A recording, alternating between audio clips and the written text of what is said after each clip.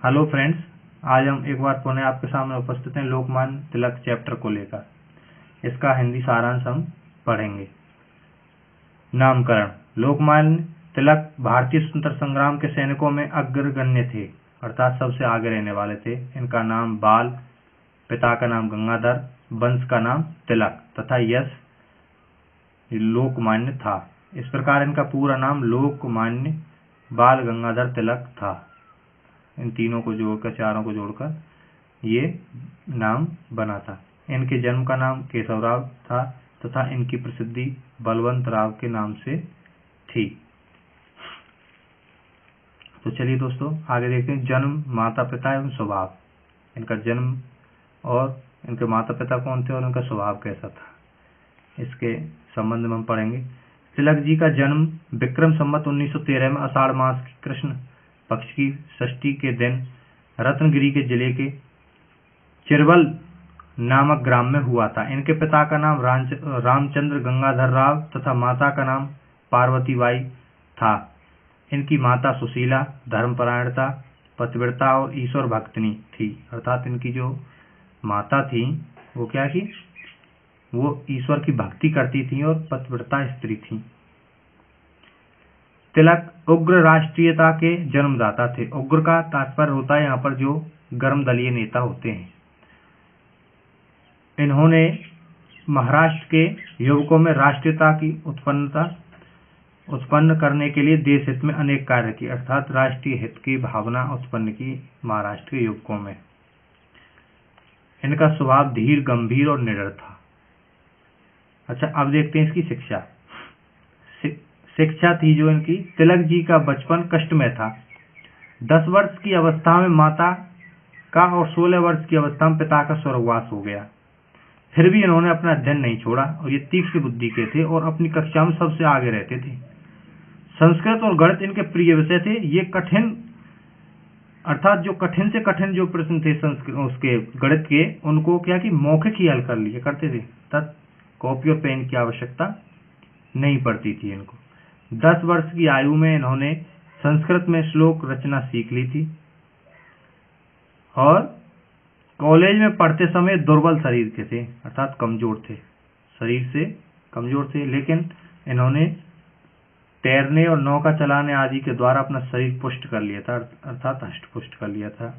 उन्होंने 20 वर्ष की आयु में बीए और 23 वर्ष की आयु में एलएलबी। एलएलबी का तात्पर्य होता है लॉ से, अर्थात जो हम वकालत करते हैं उसको हम एलएलबी कहते हैं, अर्थात कानून की पढ़ाई। सरकारी नौकरी और वकालत छोड़कर ये देश सेवा और लोक सेवा के कार्य में लग गए। इन्होंने पीड़ित भारतीयों के लिए अपना संपूर्ण जीवन अर्पित कर दिया। अच्छा, आगे देखते हैं स्वतंत्रता के लिए प्रयास। स्वतंत्रता के लिए प्रयास। तिलक जी ने हमें स्वतंत्रता का पाठ पढ़ाया। स्वराज्य हमारा जन्म सिद्ध अधिकार है, यह उनका प्रिय नारा था।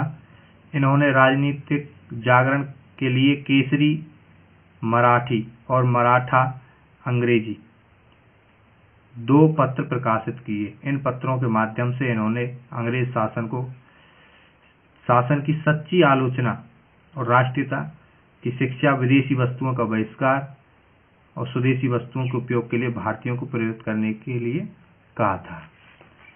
तो इन्होंने अंग्रेजों का बहिष्कार किया और जो उनके द्वारा जो वस्तुएं बनाई गई थी अंग्रेजों द्वारा, उनका सबका बहिष्कार किया और भारतीयों की जो वस्तुएं थी उनको उपयोग में लाने के लिए सभी को प्रेरित किया। अब देखते हैं हम यहाँ आगे।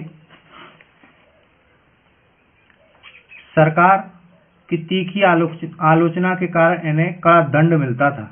जब अंग्रेज सरकार की जो तीखी आलोचना करते थे तो इनको क्या कि कड़ा दंड मिलता था, तथापि किसी भी भय से इनको सत्य मार्ग को नहीं छोड़ा। इन्होंने सत्य मार्ग को नहीं छोड़ा और केसरी पत्र में प्रकाशित इनके तीखे लेखों के कारण इन्हें सरकार ने 18 मास के सश्रम कारावास के कठोर दंड दिया, अर्थात कारावास यानी जेल में 18 महीने के लिए जेल में डाल दिया गया इनको। इस दंड के विरोध में भारत में जगह जगह पर सभाएं हुई और आंदोलन भी हुए।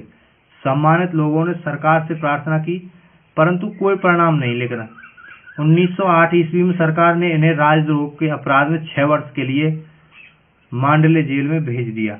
वहां इन्होंने बहुत कष्ट सहे, अर्थात 6 साल के लिए जेल में भेज दिए गए। तो इन्होंने जो रचनाएं की थी उनके संबंध में जानेंगे। मांडले जेल में रहकर उन्होंने गीता पर गीता रहस्य नाम से भाष्य लिखा।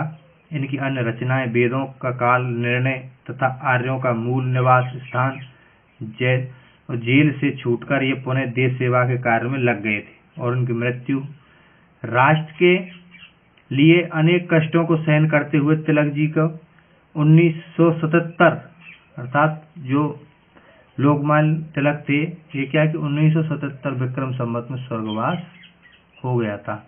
इन्होंने भारत के उद्धार के लिए जो किया वह भारत के इतिहास में स्वर्ण अक्षरों में लिखा जाने योग्य है। तो दोस्तों, हमें इनके जीवन से प्रेरणा लेनी चाहिए और अपने देश भावना को अपने अंदर जगाना चाहिए और अपने देश की समृद्धि में हमें तत्पर रहना चाहिए। Thank you friends.